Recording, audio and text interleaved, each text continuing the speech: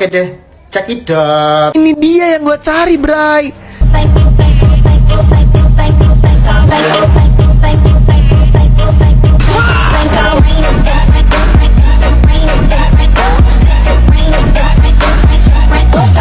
Let's go. Assalamualaikum warahmatullahi wabarakatuh.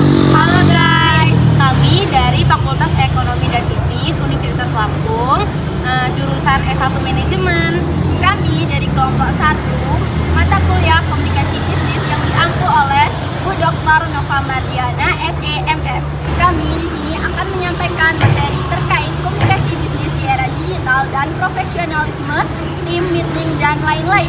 Sebelum itu, izinkan kami memperkenalkan diri dulu. Stay tune guys.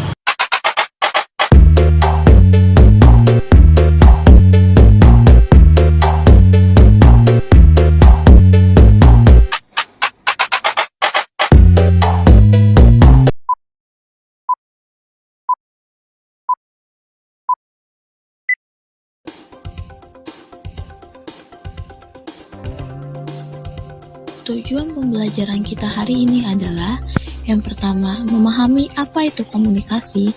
Yang kedua, menjelaskan bagaimana keterampilan komunikasi dan keterampilan menulis sangat penting di tempat kerja. Yang ketiga, memahami pentingnya keterampilan berpikir kritis. Dan yang keempat, mengetahui bentuk komunikasi organisasi yang efektif. Apa itu komunikasi? Komunikasi adalah suatu aktivitas penyampaian informasi, baik itu pesan, ide, dan gagasan, dari satu pihak ke pihak lainnya yang dilakukan secara langsung maupun tidak langsung. Proses komunikasi. Jadi, proses komunikasi ini terdiri dari 6 tahap. Yang pertama, pengirim mempunyai suatu ide atau gagasan, yang dimana ide atau gagasan ini akan disampaikan. Lalu, pengirim mengubah ide tersebut menjadi suatu pesan. Mungkin bisa dalam hal yang abstrak dalam pikiran lalu diubah ke dalam bentuk kata-kata. Bisa juga mengenai hal dengan memperhatikan subjek, maksud atau tujuan, audiens, latar belakang budaya, dan sebagainya. Lalu selanjutnya, pengirim menyampaikan pesan tersebut. Dalam memilih saluran komunikasi, perlu diperhatikan jenis dan sifat pesan yang akan disampaikan. Tahap selanjutnya yaitu adalah menerima suatu pesan. Suatu pesan yang disampaikan harus dapat dimengerti dan tersimpan di dalam pikiran penerima. Lalu, tahap selanjutnya yaitu adalah penerima menaksirkan pesan. Pesan yang diterima kemudian ditafsirkan oleh penerima pesan. Ia mencoba menafsirkan pesan dengan cara menangkap isi pesan, dengan cara menerjemahkan isi pesan sesuai yang diinginkan pemberi pesan. Tahap yang terakhir adalah penerima memberi tanggapan dan umpan balik ke pengirim. Now, sir, what can I do you for, sir? I want a mouse. Mouse? Mouse? What do you think this is, a pet shop? Chocolate mouse. Chocolate mouse? Chocolate mouse. Oh, chocolate mouse. You want a chocolate mouse?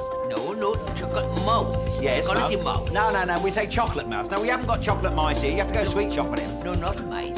Mouse. Mice, my friend, is the plural of mouse, you see. Chocolate mouse. Chocolate mouse, that. Oh, that is chocolate mousse. Chocolate mousse, you mean? Is it chocolate mousse? Chocolate mouse. No. That's called chocolate mousse. Chocolate mouse. Yeah, So well, you could call it that. Well, I mean, you can call it what you like, can't you? Really? Yes, one chocolate mouse.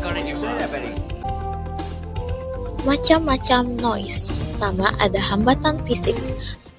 Lalu, hambatan personal. Kemudian, hambatan lingkungan.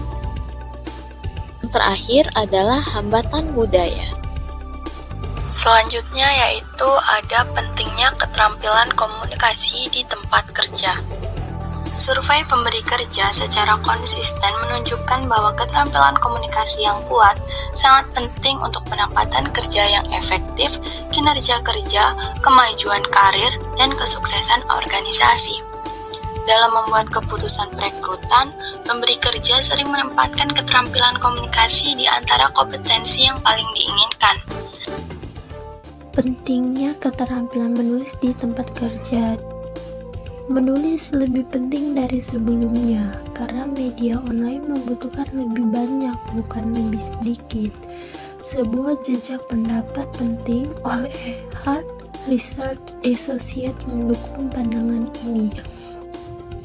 Yang selanjutnya yaitu pentingnya berpikir kritis di era digital. Era digital identik dengan era informasi. Di era ini, aliran informasi demikian melimpah dan tidak terbatas.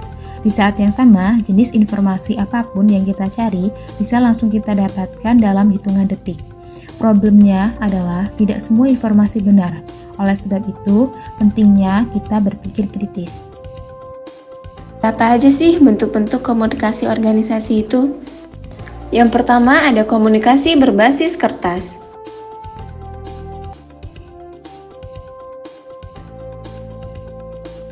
Komunikasi berbasis digital atau disebut pula dengan komunikasi secara online.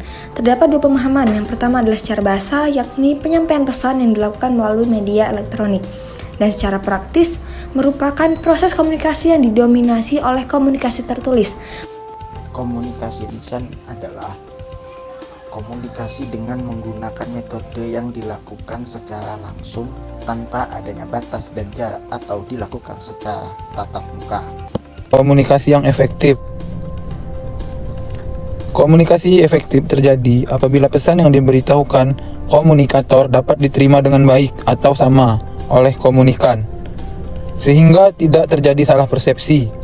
Komunikasi yang efektif ditandai dengan adanya pengertian, dapat menimbulkan kesenangan, mempengaruhi sikap, meningkatkan hubungan sosial yang baik, dan pada akhirnya menimbulkan suatu tindakan. Kesimpulannya, komunikasi adalah proses pertukaran informasi atau ide yang dilakukan oleh komunikator dan komunikan. Namun, pesan yang dikirimkan komunikator bisa saja tidak ditangkap dengan baik oleh komunikan.